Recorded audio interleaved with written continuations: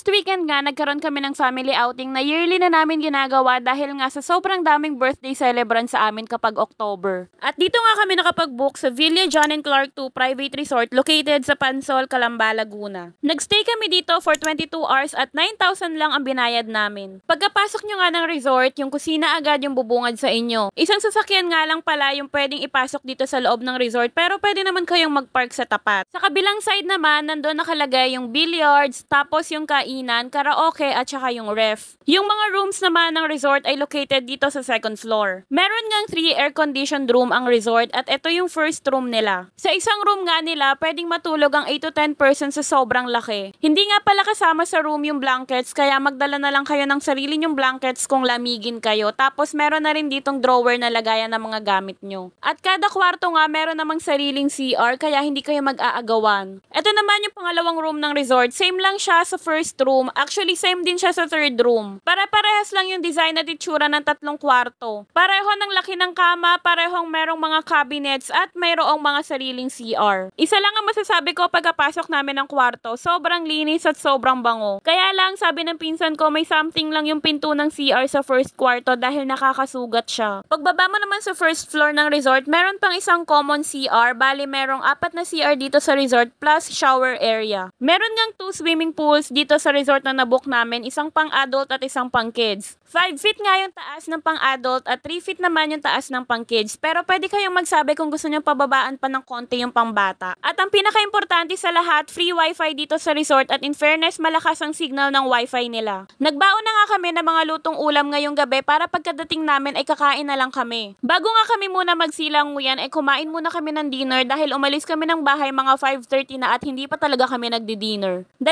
oras din kasi yung biyahe namin mula Manila hanggang dito sa Laguna. Kaya talagang gutom na gutom ang mga person. Oo nga pala, kapag gagamit kayo ng LPG, meron silang extra payment na 500 pesos. 300 pesos naman ang babayaran para sa mineral water at unlimited na yon hanggang nakastay pa kayo dyan sa resort. Bibigyan nila kayo ng mineral water basta mag-request lang kayo. After nga namin kumain, ayan, nagsilanguya na rin kami. Ayan yung mga batang nag-first honor dito sa swimming pool nung nakita na gusto na talagang lumangoy. Ito nga pala si Kuya Gio at Ate Zia. Sila nga pala yung mga birthday celebrant ngayong October kaya kami nag-swimming. Tignan niyo si Ven, tuwang-tuwa nga siyang tumatalon dito tapos sasaluhin ko. Paano kaya kung di ko to saluhin? Char, joke lang yun. O, saan kayo nakakita? Swimming pero meron pa sweet corn. Grabe kasi yung pinsan ko parang nag-crave sa sweet corn at dinala niya dito sa outing namin. Kung tatanungin niyo naman yung temperature ng water dito, hindi siya mainit at hindi rin sobrang lamig. Sakto lang. At tignan nyo naman yung pool ng pangbata. Sa sobrang baba nakakahiga na yung mga tita ko tsaka itong mga batang ito. Yung taas nga ng tubig dito sa pangbata parang bahalang kaya hindi ka matatakot kung malulunod yung mga anak nyo dito kapag naligo. Habang nagsiswimming nga kami dito, yung mga tito ko at yung mga pinsan kong lalaki nagiinuman naman sa gilid. At for today's video, wala namang iyakang naganap.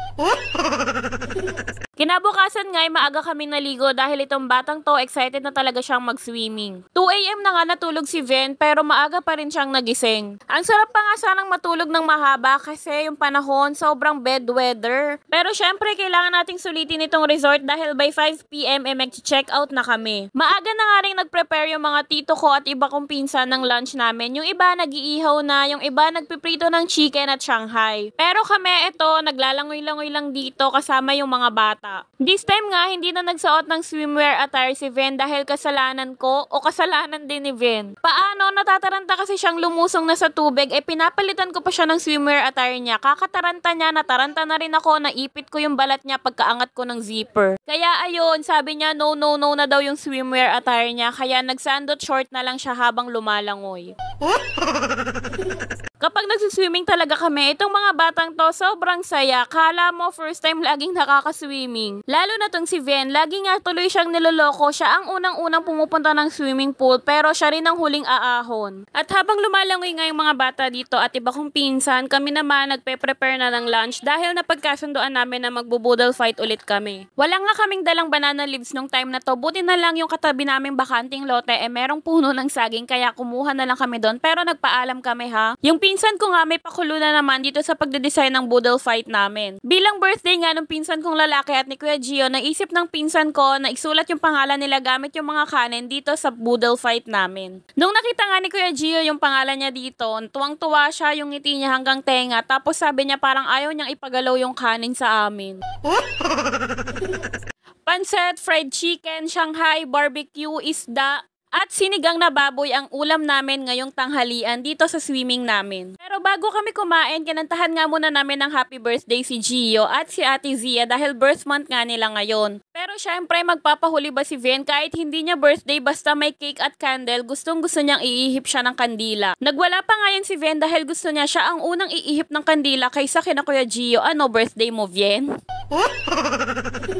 After magkantahan, nagsimula na rin kaming kumain. Grabe, habang ina-edit ko to, natatakam na naman ako sa mga kinain namin nung nakaraang swimming namin. At sobrang nakakagana talagang kumain at napaparami talaga yung kain mo kapag sabay-sabay talaga yung kumakain. Tapos ganito pa yung setup. Wala na talagang diet-diet kapag ganito yung ilalapag sa yung pagkain. After magkainan, balik na naman sa swimming pool dahil susulitin na namin yung mga natitira naming oras dito sa resort. For today's outing nga namin si Kuya Gio ay sobrang tapang dahil lagi na lang siyang nag-i-slide pero nakasalbabida dapat. Hindi naman nagpatalo si Ven dahil nag-slide rin siya pero mukhang mas matapang siya dahil wala siyang suot na salbabida. Nung time na to, kinakabahan ako dahil mamaya mag-iiyak na naman si Vien kapag ahunan na. Pero mabuti na lang kusa siyang umahon dahil sabi niya mag-sleep na raw siya. Siguro napagod na rin kakalangoy. Natapos na nga at nairaos na naman namin ang aming family outing ngayong October. Sa susunod na outing namin, abangan nyo sa summer na yung next.